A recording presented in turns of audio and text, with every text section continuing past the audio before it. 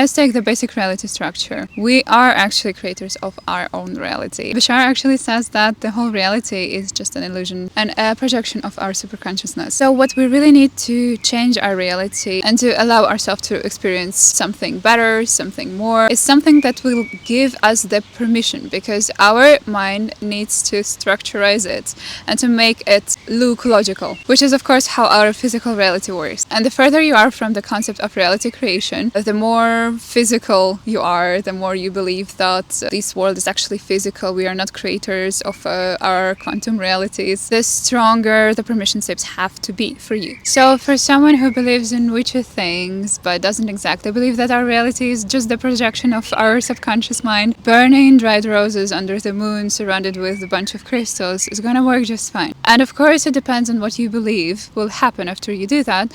That will actually happen. And the strength of how much it will work depends on how much you believe in it and how much you allow yourself to experience the better reality after you do that. So it's not actually connected to what we do, it's connected to whether or not and how much do we allow ourselves to believe that it will work and for it to manifest into our reality. So it all depends on how ready we are and how much we prepare ourselves for the crazy thoughts of manifestation. And yeah, it's just a little summing up of why some people say that, oh, that works so much better than this. When I was 14, that was actually interesting for me to close a certain period of my life, a certain chapter, let's call it like that, or maybe just a connection to certain people, to certain situations. I would take a stone, I would associate all of the memories to that person or event to the stone, and I would throw the stone into the lake. Very dramatically. And it worked fantastically for me. And nobody actually believed that it worked that well. I remember I shared it with a couple of my friends. They were like, okay. But it worked for me. This is the reason why certain practices like journaling, like certain gurus' philosophies will work better for you than the others. Because in some stage of life you resonate more with something than with something else. And truly those are just the tools to bring the true power of your consciousness, of your super consciousness into this physical reality, which you actually have. You just don't know about it, or you don't want to know about it, you don't want to believe in it, or to allow it to work. Therefore, you need certain tools. But you might have heard of some masters, or maybe Shaolin monks, or some other Tibetan people who can sit without food for months in the mountains, or walk on water or on fire. So that is the type of people who actually realized and became one with the thought that they have this power and they allow themselves to use it. You can spend years on learning to activate it, to allow yourself to experience it, but you don't actually have to. You can shift in a moment, but I would say it takes a lot of preparation. It can take a couple months of daily meditation, going into certain stages of consciousness when you can achieve it, but you don't necessarily need it.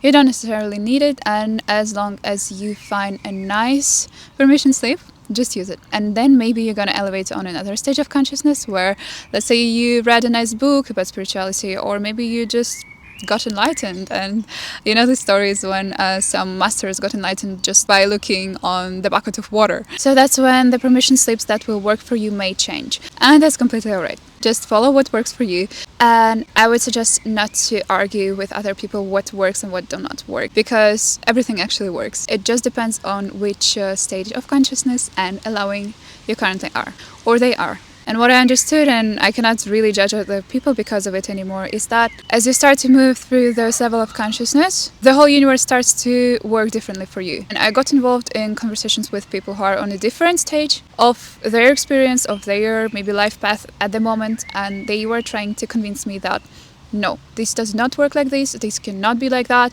and this is a dot. And I understand where it comes from, because on certain stage of my life I thought the same thing, but then something changed and another things started to manifest or working for me.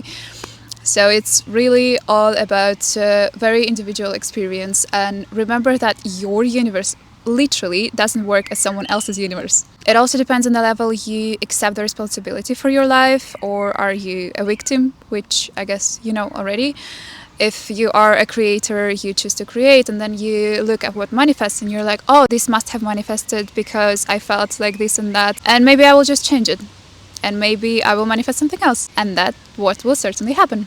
Or you're just a victim and things happen to you and they just beat you up and they just punish you all the time, and you don't understand why life is so unfair, and it will continue to be exactly what you believe it to be. And that's really all I have to say on this topic. I wanted to record a video about it for a long time, and I really hope it will be helpful for someone.